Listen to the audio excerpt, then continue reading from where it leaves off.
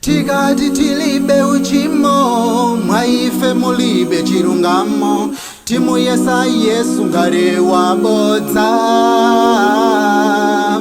Koma chisomo chake chomwe chimatisunga ife, ngakhale tichimwa tichimwelabe.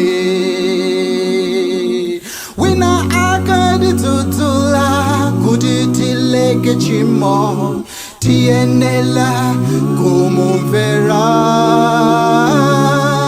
Kumvela kuposa nsembe, mphotho ya chimo nimfa, wakuti nakhutu ndimbale. Koma kuchimwa kwa mmodzi kungathe kukhuza banja lonse, kungathe kukhuza mtundu wonse, kungathe kukhuza mpingo wonse. Chimo lanu mai lingakhuzenso ine, lingakhuzenso awo, lingakhuzenso dziko lonse.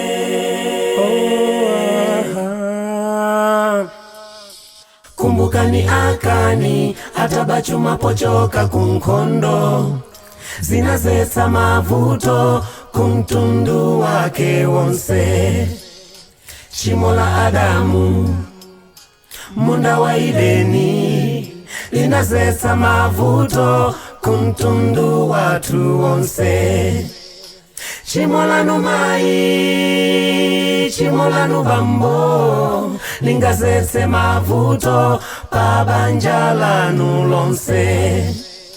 Chimo lako Nyamata, chimo lako Nsungwana, lingazetse mavuto mpingo wa Yehova.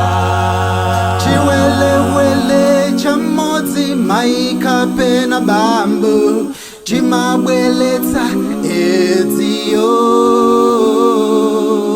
Tikayamba kurwala timavutitsa wana, agogo anasi ndi achibale. Tilekeni ndinjoye tupili ndilanga, kulankhula motumbwa iwe.